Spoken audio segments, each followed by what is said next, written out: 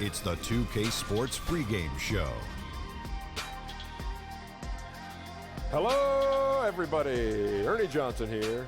Shaq's here. Kenny's here. Welcome to this edition of 2K Sports.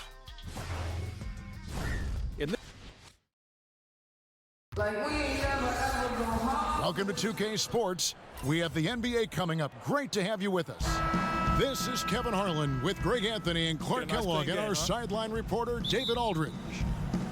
Last game for the Pacers, they pick up the W against the Dallas Mavericks. And they pulled off a three-point win in that one. Too close for comfort, but they'll take it. And they weren't anywhere near as sharp as they would like to be. But at the end of the day, a win's a win. And they've got to feel good about that.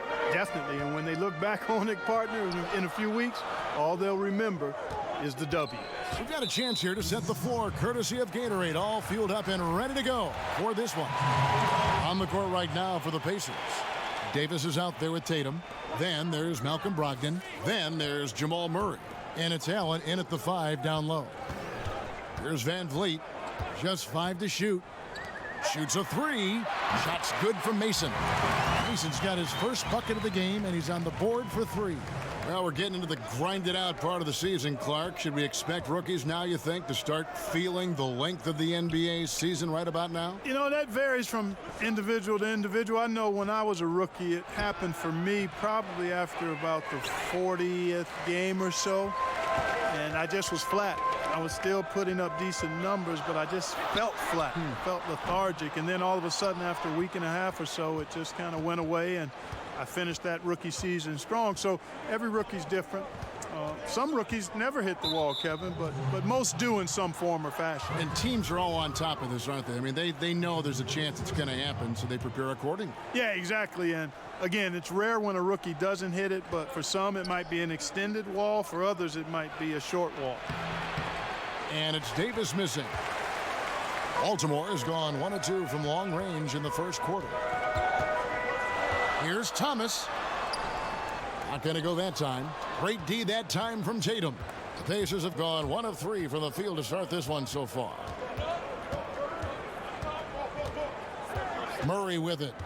He averages a bit over 6 points a game. Outside, Davis. Puts it up from 12, and it's good off the back of the rim and in. Murray's got his second bucket of the night. And the confidence oozing from Murray. Just so efficient from the interior.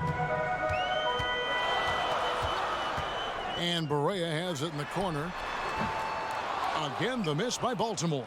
For Indiana, they've gone 2 for 4 from the field so far today. Count that bucket. Got to give credit to Tatum. I mean, adding strength over time, learning how to score through contact on the drive, all positive signs. Mason kicks to Thomas. Pass to Mason. Over Murray. No good on the shot, a bit long that time. You're not going to see that very often. Plenty of space, but he just, let's face it, he whiffs on that. Davis with the bucket. Yeah, I like how Tatum surveys the floor. Great at looking for his teammates, especially when they're open. Timeout is called. First of the game for Baltimore. And when you take a look at that shot chart, the amount of misses lately, really unbelievable. Yeah, a lot of blanks there. Can't hit a thing. Has to be deflating. Let's use this break in the action to show you the teams that in the last 10 games have been the NBA's best fast break teams. The Pacers 4th. I mean, tough to maintain this kind of pace over an entire season. But let me tell you, they are really running right now. The pass to Brogdon. And a kind roll that time off the rim as that one falls. This is as good as it gets for a first quarter in terms of shooting the basketball. Greg, you're exactly right. I mean, everything seems to be dropping.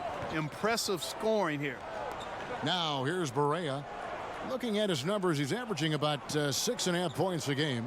Thomas dishes to Mason. Here's Ulis. No good, unable to end this run. Pacers leading by 7.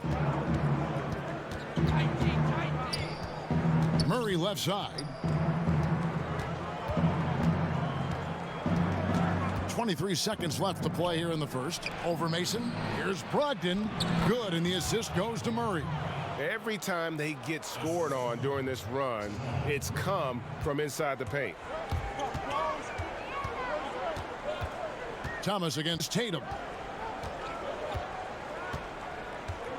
Now Thomas. Over Tatum. And the last shot before the buzzer is off. And so it's Indiana. Ahead by 9 is the...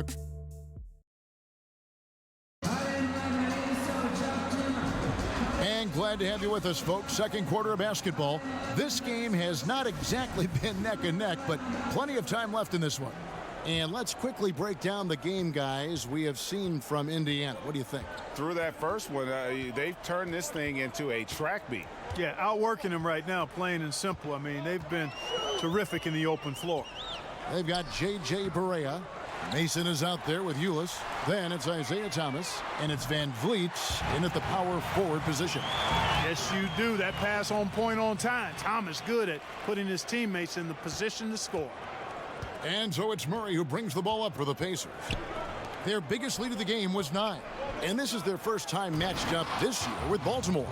And on paper, you'd call them the better team, but they actually lost the season series against this group a year ago. Yeah, it was a surprising outcome for me and you. But hey, sometimes matchups can play out a certain way. We'll see how they do tonight. And for Indiana, Davis is out there with Allen.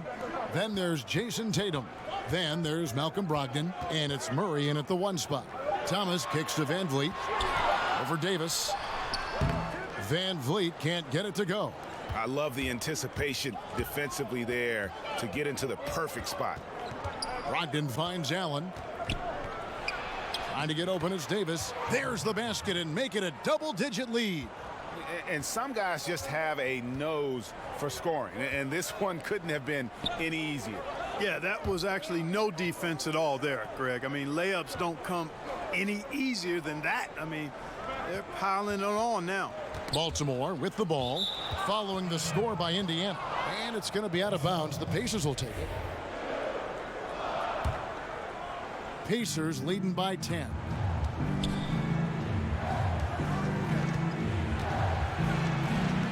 Outside for Murray.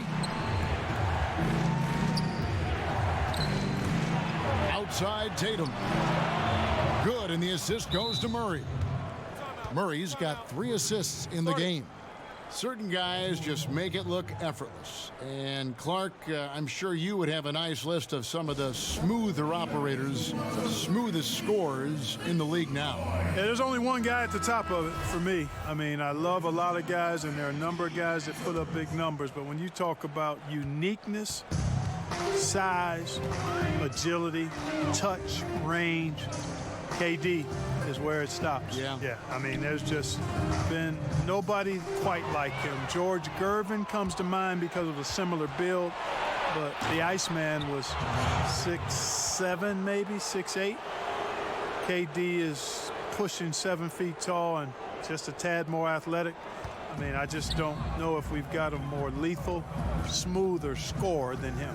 Here's Barea. The Pacers making the shot. Pass to Van Vliet. Baltimore moving that ball around. Murray against Mason. For Murray. Mason misses. Tell you what, Kevin, it would be helpful if he would start to contribute a little more on offense, because when he's missing, it makes it really hard for this team. And he rushed that one, no doubt about it. The D out of position, you could see the frustration on his face. A slight rebound advantage for them. One more column in their favor, and it's all adding up. Well, you take a look at all of the stats, the team stats, that is, and that's one of the many areas that they've had the advantage. And as a result, they've got a big lead. Now here is Davis, following the miss by Tyler Ulis. 43 seconds left to play here in the second quarter. And the basket by Thomas. Good to see Thomas get himself going, showing he's more than just a perimeter shooter. Great touch. Murray surveying the D. Here's Tatum. Here's Davis. The kick out to Tatum. And that one off the back of the rim and in. Tatum's got 11. The ball movement on this run has been fantastic and is a big part of why they've been able to get these good looks. Now, here's Thomas. 11 points for him in that last game against Milwaukee.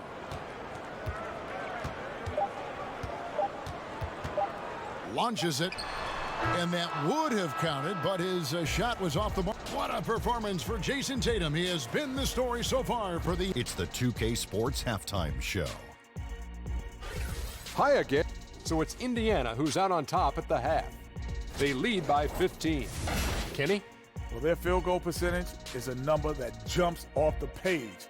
May I say it's Shaq-like? That's a good one. Seriously, they're incredibly efficient. And that'll do it.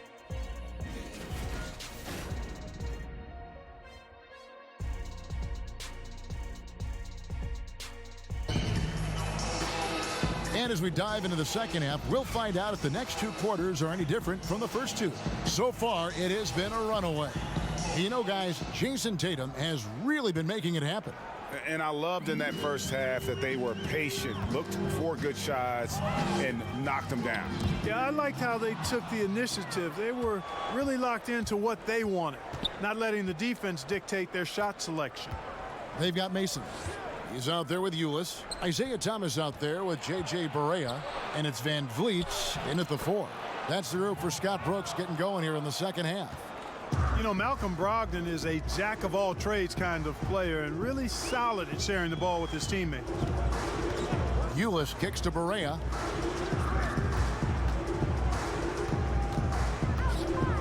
Back to Ulis. With the floater. Pacers with the rebound.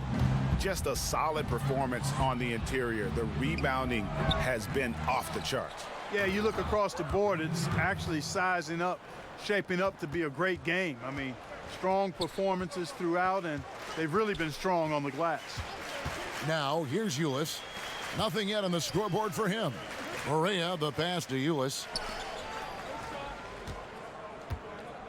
Here's Van Vliet. He's guarded by Davis. Here's Ulis. Softly drops in the floater. Ulis has got his first points in this one. And such a tricky player. Ulis loves pulling out the floater from time to time. Allen, that's good. Guys, they've had a solid start to the second half offensively. Gotten good looks, and they've made 3 out of 4 of them. And Baltimore calls time here. Yeah, the amount of points they've given up here in the paint, that's what they got to talk about. Absolutely, Greg. I mean, they're getting crushed, killed, hammered, pulverized in the post. Now we get a chance to check out the seeding out east. 4 games left on the schedule here. You take a look at the Pacers. Right now, the 6th best record in the conference, looking to hold on to playoff position and finish the regular season strong. And, of course, there's Baltimore. Quite a few spots down the ladder right now. And you know, for Baltimore, with the start they've had, they've taken what was such a hopeful preseason and turned the mood sour. Can't remember the last time I've seen optimism turn to pessimism as quickly as I have with these guys. I mean, their fans are already talking about who needs to be replaced. Now here's Allen. Isaiah Thomas unable to get his last shot to go. Allen kicks to Murray. Over Barea. No good off the back of the rim. Baltimore trails by 19. Passes it to Mason.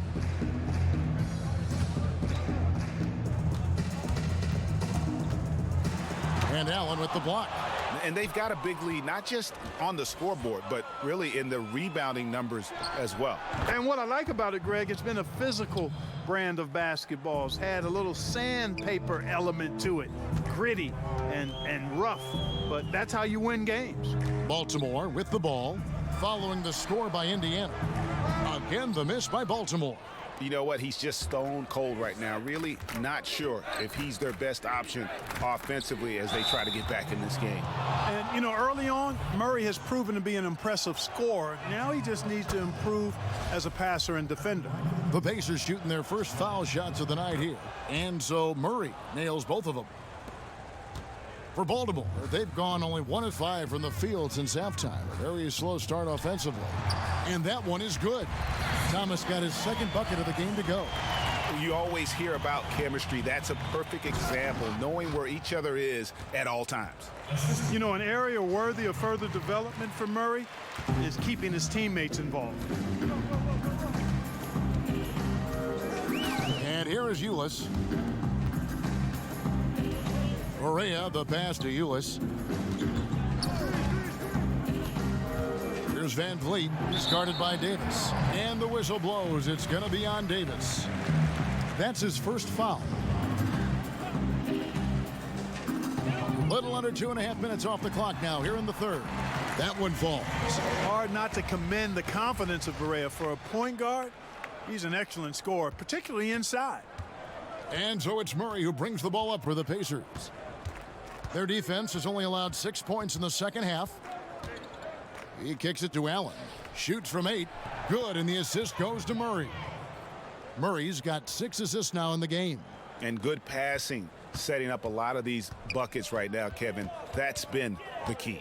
Dime-dropping delights is what I call it. Yeah, it's a nice pass. I will give you that one. Yep, he was on the money, that's no doubt. 2-second difference between shot clock and game clock. Clock at 6. Here's Thomas. Fires for 3. And there's the shot clock violation. Couldn't get the shot off in time.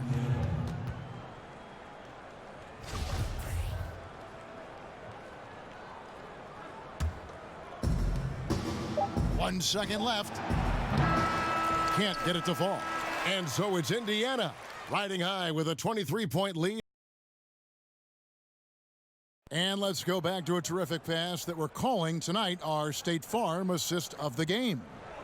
And the winner today, the big fella here with the sweetest of dimes. What a plus it is to have a post player who's got this ability to find. Boy, that's a nice asset to have. It's a huge boost to any offense, too, Greg. It adds a whole nother dimension when you've got a big guy that can pass. And we reach the fourth quarter in a game that may be already out of hand. On the court right now for the Pacers, they've got Jason Tatum. Brogdon out there with Murray. And there's Davis, and it's Allen in at the 5, roaming the paint.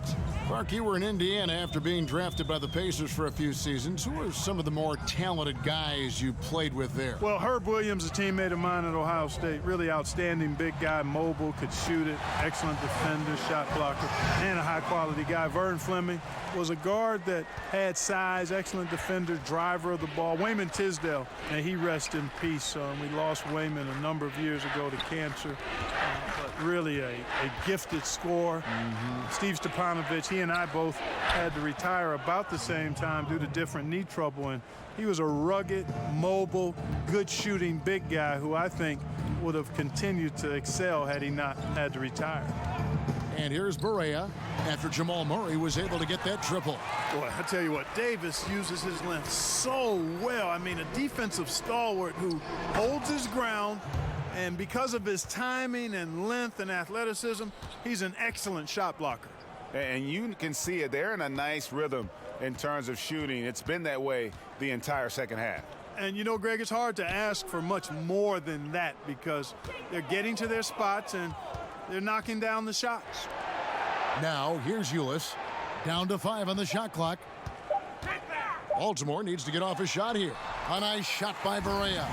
Awesome at making decisive reads in the pick and roll. Ulis, a terrific passer in those sets. Here's Tatum. Game moves along. 2 minutes gone here in the fourth. Back to Murray. Kicks it to Davis. Feeds it to Allen. It's good for the 7th time this game. He has shot 7. He has made 7. Boy, the defense looked helpless there. I mean, he's going to lay it up every time when he's got a smaller defender on him. Pass to Ulis. To the inside. It's stolen by Davis. Murray with it. A little over 2.5 minutes have passed here in the fourth quarter. Lays it up and in on the nice reverse. And one team is just completely outclassing the other tonight. Spirited performance, and it really ignited what is turning out to be a monster win here for Indiana. It was a standout performance across the board. I mean, it was like watching a cat play with a mouse. They were able to do more or less whatever they wanted.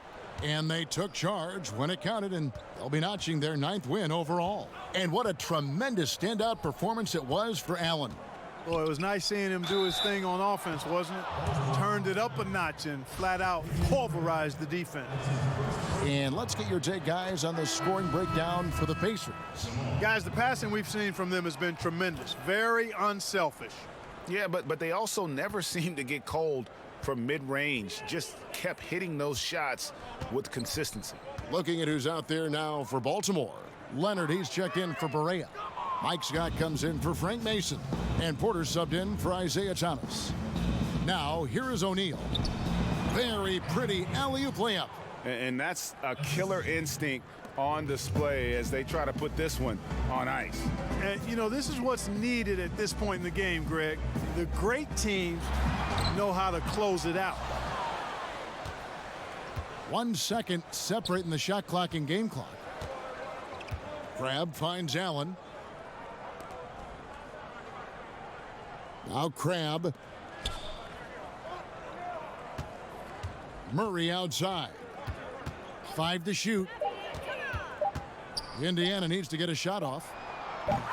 No good on the 3. So no problem for Indiana as they get the win. This crowd was stunned by the manner in which their team was David, thank you as always. And that'll do it, folks.